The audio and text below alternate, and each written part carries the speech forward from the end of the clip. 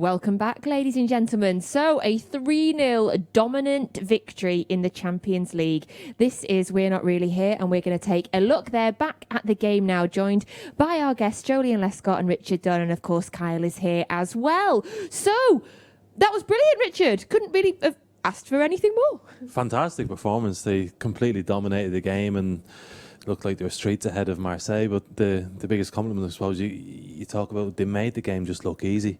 But it takes hard work, that, and they were fantastic without the ball, with the ball, everything. It was certainly the best performance this season.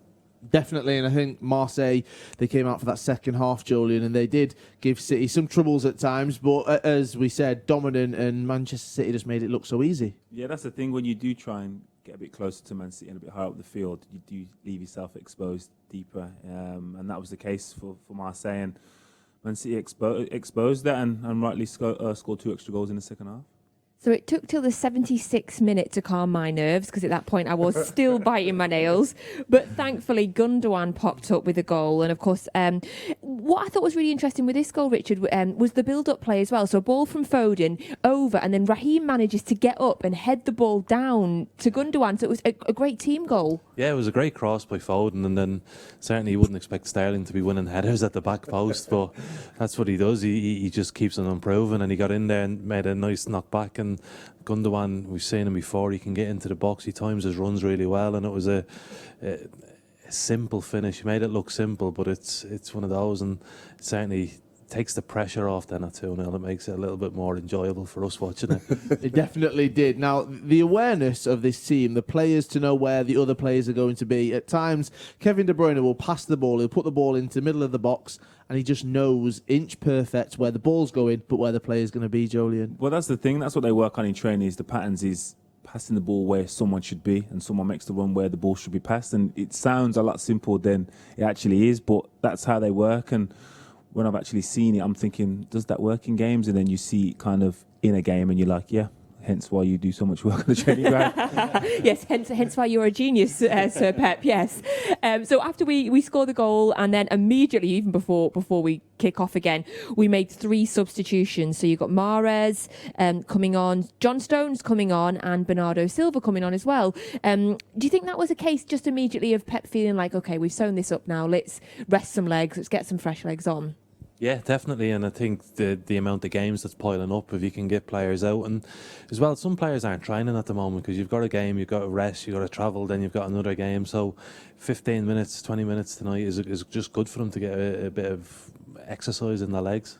Now, we saw some images at the end of the game that John Stones was being sent back onto the pitch to run, Jolien, and you didn't seem too happy about that. No, that was one thing I didn't enjoy. If you haven't played more than, half a game or 30 minutes, you tend to do some running after the game. So I've seen him doing something similar on the weekend. Just glad to see him back out there, to be honest. Obviously, it's been a difficult time in regards to him and minutes on the pitch, so grateful to see him back. The defence is an issue that people have talked about with Manchester City. We've brought people in, but we have got the players there, haven't we? And it does seem like the holes that we've had at times because of injuries, Laporte, Stones, and people leaving as well, it seems to be now that they're firming up with everyone that's being brought in, and there's real competition at the back. Yeah, definitely. I think when everyone's fit, Pep could potentially have a headache and a decision to make. I think the fact that he's brought 2 centre-halves in this season is due to the fact there hasn't been a consistency in regards to fitness and form. So hopefully he sees a partnership in Laporte and Diaz this season. But again, Stones is a top player, and given the opportunities, hopefully he can perform. So 5 minutes after that second goal, and a toilet trip for me, which was really badly timed, and Raheem Sterling pops up and gets our third. Again, part of that I've seen in the replays is Kevin De Bruyne, again, is up there with that absolutely pinpoint pass to Raheem. Yeah, and it was the link-up play between himself and Mahrez was lovely. You know, it was a nice pass into him, and he ran around, done the overlap, and again, without looking, Mahrez played a pass to him. De Bruyne didn't look, played the ball across to Sterling, and I don't even know if he looked, but he ended up in the back of the net. So, but it was lovely. It was just really, really nice play tonight. Everything about it, and that goal topped it off. And it puts us in such a dominant position in the group as well. Top of the table in Group C with 6 points. Porto, they got a win this evening as well. So that works out really nicely because it set a bit of a gap between us and the rest of the teams. Julian. Yeah, definitely. And I'm sure that's the incentive is to get the job done as early as possible. As soon as they can qualify for the group stages, it gives them opportunities to rest and rotate the squad. And I know we don't tend to like to see that going into the knockout stages back of a bad performance, but it's important this season with so many games in short space of time. Talking about resting the squad there, we made another substitution after that third goal, and we saw a very young, did we say he was 18? Cole Palmer makes his Champions League debut. Made us all feel very old here on the sofa, but wow, 18-year-old, come through the academy, playing in the Champions League, Julian. That is just the highlight of his life, probably so much now. He's not even just career. Obviously, it's only a short one so far, but yeah, he's obviously worked so hard. I'm guessing he's a City fan as well. So coming through the academy, it's always an extra special occasion to make your debut, and obviously to do that and get some time in the Champions League is remarkable. It's just very special, isn't it? I feel like with the academy players that we've seen come through over the years, not just more recently, but it definitely feels like now in recent times, Richard, that we are starting to see the players that are coming through that may be good enough to break into this first team, and the level that this team is at. It just shows that actually these youngsters, they've got to be good enough. Pep Guardiola must trust him to bring Cole Palmer 18 on in the Champions League. I think you can see with Pep, he doesn't just give players the opportunity to go and play if he doesn't trust them. He always wants to win games. He wants to win them by big scores, so he wants his best team on the pitch. So for the fact that he brings these kids on, he understands that they are really talented, they are good enough to play at this level, and for the academy it's brilliant. It's such a boost for everyone in the academy, so it's big thumbs up for the club for that one. And overall, the performance, we made it. I don't think it's unfair to say that we made it look easy tonight. And considering, the start we've had to the season has been a slightly inconsistent. It feels like the clean sheet is a real good confidence boost for the defence, and then at the other end, Raheem Sterling scoring, because we talked about that before the game of the misses that he's had at the weekend. Confidence boost for him. Kevin's back. Confidence boost for everybody. There's just loads of positives to take from tonight. Yeah, it was important to get a good performance tonight. We've seen some inconsistencies in the game so far this season, but tonight was kind of one of them ones what we'd used to seeing. Dominant from start to finish, and no real chances for Marseille to kind of score. City just controlled the tempo, which is what we enjoy to see. Even without the ball, they controlled it and won it back early enough to then kind of get back in the flow and just get a rhythm going, and everyone looked happy and content with what they did. Now, Stat City have provided some more stats for us, all right? We're talking about Raheem Sterling. He's now just 3 goals behind Neil Young in terms of goals scored for Man City. He scored 108 in all competitions.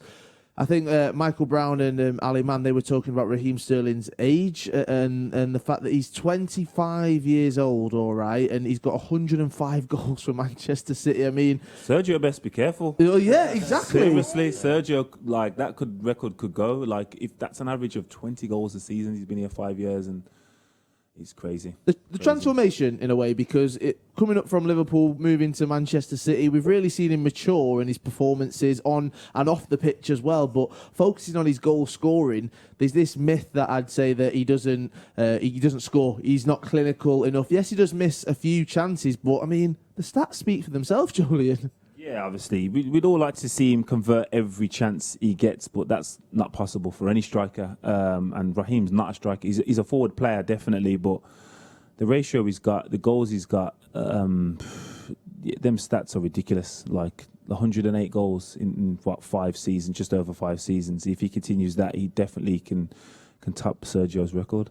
It's insane when you say he's been here 5 seasons, because it also feels like it's gone really, really quickly. I remember I interviewed him on the pitch. We opened the new stand and he hadn't played a game yet. He'd just signed and he was so painfully shy and he really didn't want to do the interview. And you've seen it over 5 years. I mean, as a former captain yourself, Richard, he's been captaining the club, when Kevin's been injured. The transformation in him, is incredible. And being captain, that's something special. Yeah, he is really turned into a leader, and I think certainly away from the club as well, he's leading different projects and foundations around the place, and he is an idol. He's someone that people should look up to, and what he's doing on the pitch, it's like if he does score every chance that comes his way, then you're talking about you're talking about him the same as you talk about Messi when he's scoring 60 goals a season. But he's getting there, you know. He keeps improving, and who knows how far he can go because he's amazing. All attention turned into the Premier League back on the weekend. Sheffield United. Julian, it's non-stop, isn't it? Yeah, it's relentless. But as a player, this is kind of what you wanted. This is what you enjoy more than training. Training's fun and good, but the games is where it's at. You kind of just focus again now. It doesn't give you time to dwell on if the result's not great, and it gives you time to refocus if the result is positive.